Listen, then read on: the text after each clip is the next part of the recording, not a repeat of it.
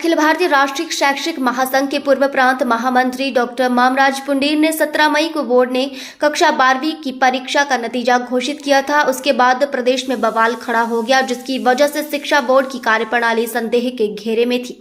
हमारे शक को तब बल मिला जब बोर्ड ने अपनी साइट से कक्षा 12वीं के परीक्षा लिंक को हटा दिया और जब बोर्ड से अधिकारियों से बात की तो ये कहते हुए टाल मटोल करने लगे कि सर्वर डाउन हो गया है।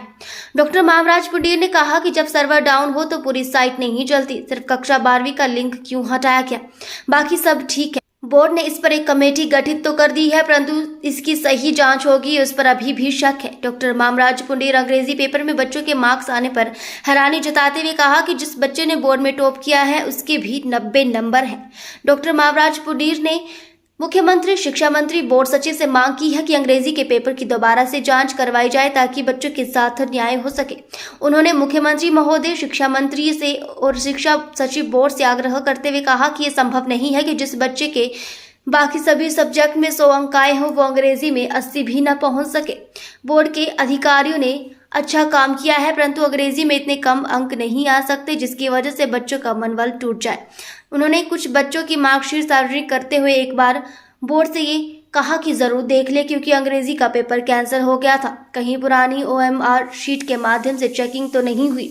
उन्होंने कहा कि मेरा सरकार से निवेदन है कि रीचेकिंग और रिवैल्यूएशन की फीस 1000 रुपये बहुत ज्यादा है, इसको खत्म किया जाए ताकि बच्चे उनके हक से वंचित ना रह जाएं।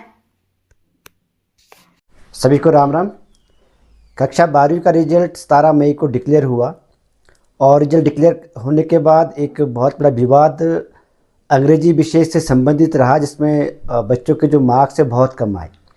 हमने इस विषय को उठाने का प्रयास किया। मैंने इस विषय को माननीय मुख्यमंत्री महोदय, शिक्षा मंत्री महोदय जब ध्यान में लाया तो उन्होंने शिक्षा बोर्ड के जो सचिव उनको आदेश दिए होंगे और उस आदेश के मुताबिक आज एक बहुत राहत की खबर देखने को मिल रही है, सुनने को मिल रही है, जिसमें +2 के जो अंग्रेजी का पेपर है उसको दोबारा रिवोल्यूशन किया जाएगा। ये बहुत राहत है उन 93,000 बच्चों के लिए जिन लोगों ने दिन रात मेहनत करके इस परीक्षा में पास हुए और एक बहुत बड़ा प्रदेश के 93,000 बच्चों को एक राहत का काम यहाँ पे किया है। मेरा निवेदन ये है कि अभी तो सिर्फ इस लड़ाई शुरू हुई है और इस प्रकार की धांधलियाँ अगर बोर्ड में हुई है तो इसकी जिम्मेदारी कौन लेगा। इसकी जांच हो, जांच के साथ साथ हम क्योंकि मेरे पास कल भी 100 से ज़्यादा जो कॉल है मेरे को कल आए और इसमें हम भी PIL भी दायर करने वाले हैं।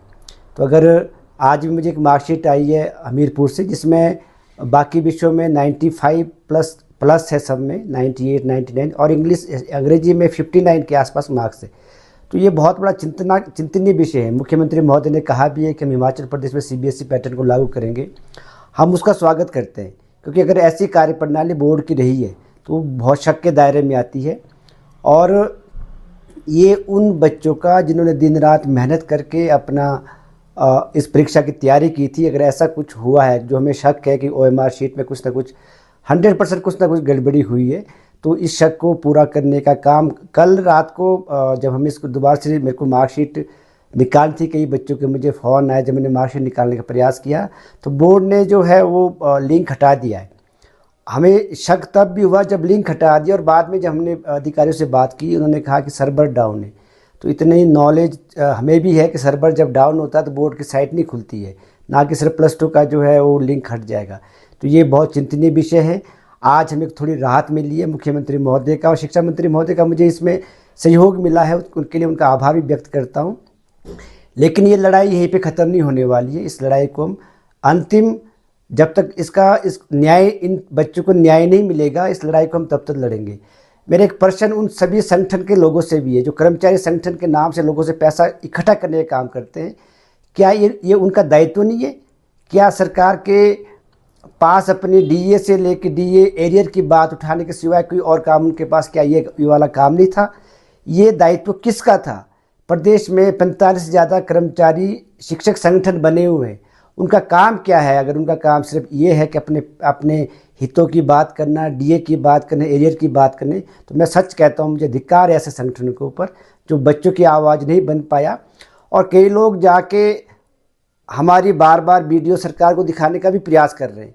मुझे ये इसका जवाब वक्त उनको जवाब देगा। लेकिन मेरा निवेदन सभी अभिभावकों से भी है, बच्चों से भी है, आप धैर्य बनाए रखें। सहयोग आपका मुझे मिल रहा है। हम इस लड़ाई को अंतिम लड़ाई लड़ेंगे। मुख्यमंत्री महोदय से, शिक्षा मंत्री महोदय से मेरी पर्सनली बात हुई है। उन्होंने आश्वासन दिया कि अगर गलत हुआ है तो किसी के साथ अन्याय नहीं होगा। आप सभी का सहयोग ऐसा बना रहे, उसके लिए आपका बहुत बहुत आभार। राम राम।